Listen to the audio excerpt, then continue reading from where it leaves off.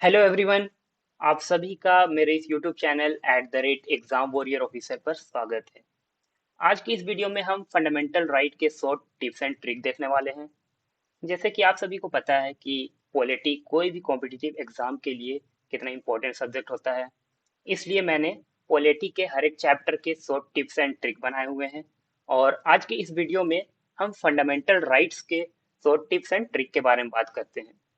तो आइए हम बिना टाइम वेस्ट किए वीडियो को स्टार्ट करते हैं। फंडामेंटल राइट इंडियन कॉन्स्टिट्यूशन के पार्ट थर्ड में मेंशन्ड है। आर्टिकल 12 से 35। इंडियन कॉन्स्टिट्यूशन में टोटल 6 फंडामेंटल राइट है। कितने फंडामेंटल राइट है? टोटल 6 फंडामेंटल राइट है। तो आइए हम इन आर्टिकल्स को देखते हैं। आर्टिकल आर्टिकल 12 जो है वो डिफाइन करता है टर्म स्टेट को। यहाँ स्टेट का मतलब है कोई गवर्नमेंट बॉडीज या ऑर्गेनाइजेशन जिसपे हमारा फंडामेंटल राइट वायलेट होने पे हम क्लेम कर सकते हैं। और आर्टिकल 13 जो है आर्टिकल 13 आर्टिकल 13 जो है वो ऑथोरिटी देता है सुप्रीम कोर्ट और हाई कोर्ट को to review the fundamental right. मतलब कोई भी लॉ जो हमारा फंडामेंटल राइट के अगेंस्ट है उसे वो नन एंड वॉइड कर देगा। मेन जो हम फंडामेंटल राइट में आर्टिकल्स पढ़ते हैं वो आर्टिकल 14 से 32 है। तो आइए हम देखते हैं इन आर्टिकल्स को ट्रिक से कैसे याद कर सकते हैं। तो आइए देखते हैं हम इस ट्रिक को कैसे याद रख सकते हैं। आपको ये लाइन को याद रखना है। इक्वालिटी इक्वालिटी ऑफ फ्रीडम शोध शिक्षा रेमेडीज। ये लाइन से ही हम पूरे फंडामेंटल राइट आर्टिकल 14 से 32 तक याद रख सकते हैं। यहाँ इक्वालिटी जो है हमारा आर्टिकल यहाँ इक्वालिटी जो है वो हमारा पहला फंडामेंटल राइट है। इक्वालिटी जो है हमारा पहला फंडामेंटल राइट है जो आर्टिकल 14 से 18 है। और यहाँ जो फ्रीडम है वो हमारा सेकेंड फंडामेंटल राइट है जो आर्टिकल 19 से 22 है। और यहाँ शोध को मैंने दो भाग में डिवाइड कर रखा है। यहाँ शो का मतलब शोषण है जिसका मतलब एक्सप्लॉयटेशन एक्सप्लॉयटेशन होता है जो आर्टिकल 23 से 24 है। और यहाँ ध जो है वो है धर्म, रिलीजन,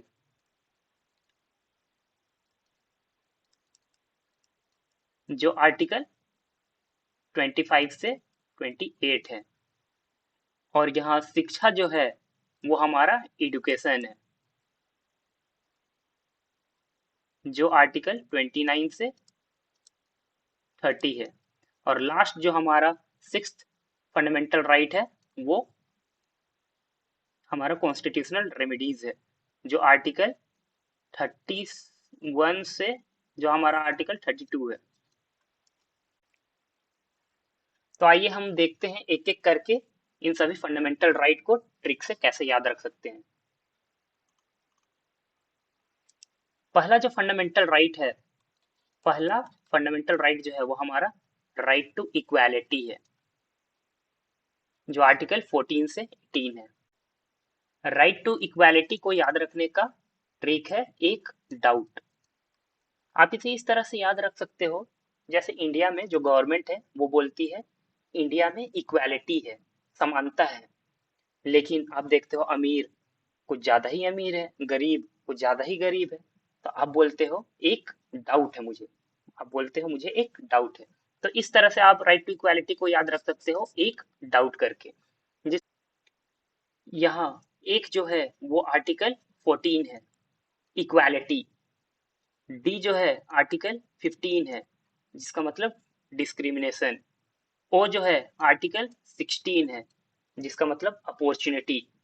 ई जो है वो आर्टिकल 17 है जिसका मतलब अनटचेबिलिटी। टी जो है वो आर्टिकल 18 है जिसका मतलब एबोलिशन ऑफ टाइटल। इसी प्रकार से हम नेक्स्ट फंडामेंटल राइट को देखते हैं। सेकेंड जो हमारा फंडामेंटल राइट है सेकेंड फंडामेंटल राइट जो है वो राइट टू फ्रीडम है, जो आर्टिकल 19 से 22 है। इसे याद रखने का ट्रिक है, जैसे हमें किस चीज का फ्रीडम चाहिए, सोने का फ्रीडम चाहिए, तो इससे हम ट्रिक बना सकते हैं सो लिया करके ट्रिक बना सकते हैं सो लिया, जिसमें एस जो है वो हमारा आर्टिकल 19 है, फ्रीडम ऑफ स्पीच। आर्टिकल ओ जो है वो हमारा आर्टिकल 20 है, फ्रीडम ऑफ ऑफेंस। एल जो है वो 21 है, आर्टिकल 21, लाइफ एंड लिबर्टीज। ई जो है वो आर्टिकल 21 ए है, एजुकेशनल राइट्स। ए जो है आर्टिकल 22 है, protection from arrest. Third fundamental right जो है वो हमारा राइट अगेंस्ट एक्सप्लॉयटेशन, जो आर्टिकल 23 से 24 है। और इसे याद रखने का ट्रिक है कि हमारा एक्सप्लॉयटेशन हो रहा है कैसे। स्कूल में कोई बच्चा यदि क्वेश्चन पूछ रहा है तो उसे क्या दे दिया गया, टीसी दे दिया गया, मतलब उसका एक्सप्लॉयटेशन हुआ। वो क्वेश्चन पूछा और उसे टीसी मिल गई, तो एक्सप्लॉयटेशन हो गया। तो इस तरह से हम राइट अगेंस्ट एक्सप्लॉयटेशन को याद रख सकते हैं टीसी से। यहाँ टी जो है वो आर्टिकल 23 है, जिसका मतलब है ट्रैफिकिंग इन ह्यूमन बीइंग, और सी जो है वो हमारा आर्टिकल 24 है, और जो है आर्टिकल 24 चाइल्ड लेबर को डिफाइन करता है। जो फोर्थ फंडामेंटल राइट है वो फ्रीडम ऑफ रिलीजन है, जो आर्टिकल 25 से 28 है। हम इसे कैसे याद रख सकते हैं, इसका जो ट्रिक है वो इंडिया में जो आजकल रिलीजन है उसे पेट बना दिया गया है, अपने इशारों पे नचाया जा रहा है। उसी तरह से हम इसे याद कर सकते हैं, इंडिया में कैसे रिलीजियस कैसा हो गया है, इसे पेट बना दिया गया है। तो फ्रीडम ऑफ रिलीजन्स को हम याद रख सकते हैं पेट से। यहाँ पी जो है वो आर्टिकल 25 है, जो फ्रीडम देता है to profess and practice any religious. यहाँ ए जो है वो आर्टिकल 26 है, वो रिलीजियस अफेयर के बारे में बात करता है। और टी जो है वो आर्टिकल 27 है, वो freedom of tax in religious के बारे में बात करता है, कि कोई भी रिलीजियस को प्रमोट करने के लिए हमें टैक्स नहीं देना पड़ेगा, नो टैक्स। और ई जो यहाँ है आर्टिकल 28 है, जो रिलीजियस एजुकेशन के बारे में बात करता है। इस तरह से हम इसे याद कर सकते हैं। नेक्स्ट जो हमारा फंडामेंटल राइट है वो फिफ्थ फंडामेंटल राइट है। फिफ्थ फंडामेंटल राइट है कल्चरल एंड एजुकेशनल राइट्स, जो आर्टिकल 29 से 30 है।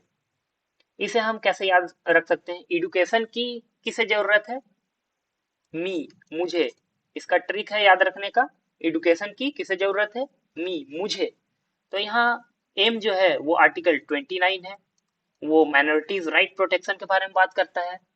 ई जो है यहाँ आर्टिकल 30 है, जो एजुकेशन इंस्टीट्यूशन फॉर माइनॉरिटीज के बारे में बात करता है। इस तरह से हम इसे आसानी से याद रख सकते हैं।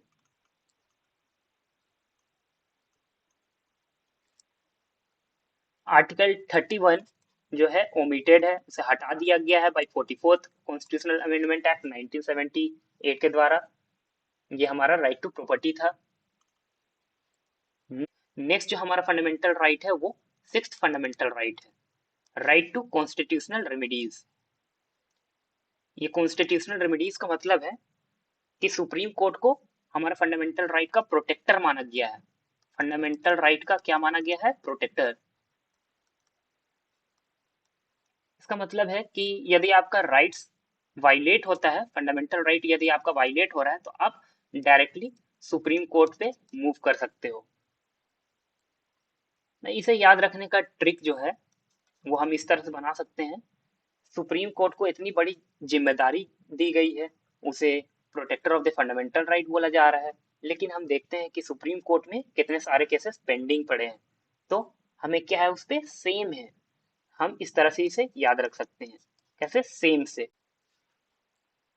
यहाँ एस जो है वो आर्टिकल 32 है, सुप्रीम कोर्ट रिट्स जुरिस्डिक्शन के बारे में जो बात करता है। और यहाँ मैंने आप लोगों के लिए writs jurisdiction of the supreme court का भी शॉर्ट ट्रिक दे रखा है। इसे आप याद रख सकते हो ये वर्ड से, हाँ मैंने प्रेम कियो से। यहाँ जो लेटर है हाँ, उससे हम रिट्स बना सकते हैं हिबियस कॉर्पस। हाँ से हम बना सकते हैं हिबियस कॉर्पस, जिसका मतलब होता है टू हैव अ बॉडी। और मैंने से मैन, जिसका रिट्स होता है मैंडेमस, और उसका मीनिंग जो है वो वी कमांड। प्रेम से प्री, जिसका रिट्स है प्रोहिबिशन, जिसका मीनिंग होता है issued by the superior court to lower court. कियो, कियो का कियो वर्ड से हम बना सकते हैं कियो वारंटो, जिसका मीनिंग होता है बाई बोथ ऑथोरिटी। से हम बना सकते हैं सी सेट्योररी, जिसका मतलब होता है issued by the superior court to lower court.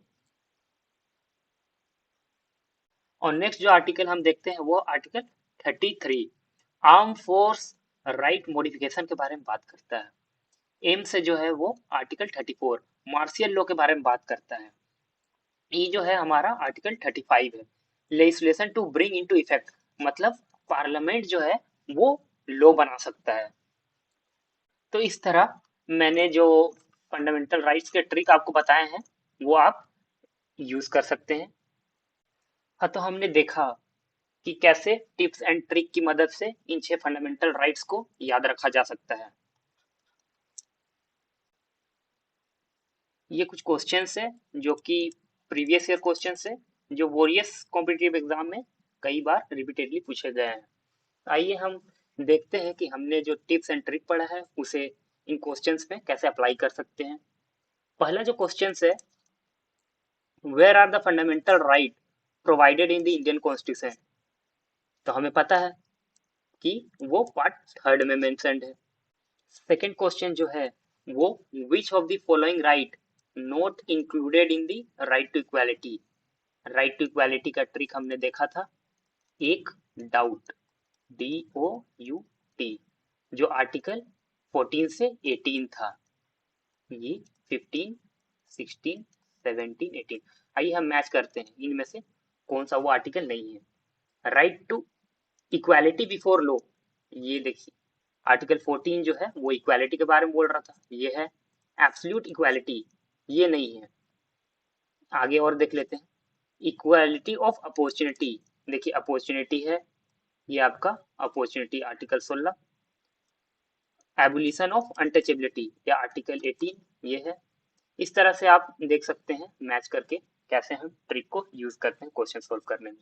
तो हमारा जो है not included in right to equality में वो हो जाएगा answer, answer B absolute equality, ये हमारा राइट टू इक्वालिटी में इंक्लूडेड नहीं है।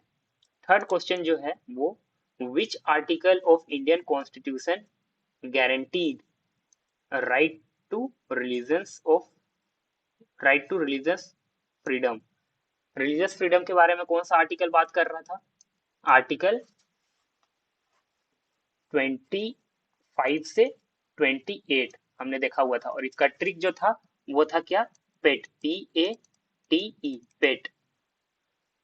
तो यहाँ डायरेक्ट आर्टिकल पूछा हुआ है कि कौन सा आर्टिकल है, आर्टिकल 25 से 28, आर्टिकल 25 से 28। नेक्स्ट जो क्वेश्चन है वो which fundamental right can not be suspended even during emergency. Emergency में ये नोट करने वाली बात है, इमरजेंसी में कौन सा हमारा फंडामेंटल राइट सस्पेंड नहीं होता है। तो ये मैं अभी बता देना चाहता हूँ, नोट NOTE नोट करके आप लिख लेंगे कि ऐसा 2 फंडामेंटल राइट है जो इमरजेंसी के दौरान हमारा सस्पेंड नहीं होता है, बाकी सारा फंडामेंटल राइट जो है वो सस्पेंड हो जाता है। इन आर्टिकल 20 और 21 जो है वो सस्पेंड नहीं होता है। और ये आर्टिकल 20 और 21 कौन से है, ये मैंने आपको बताया हुआ था। आर्टिकल 19 से लेके 22 होता है right to freedom, right to freedom. और इसे याद करने का ट्रिक भी मैंने बताया हुआ था, सो लिया, सो लिया। ये हमारा आर्टिकल 19 था फ्रीडम ऑफ स्पीच।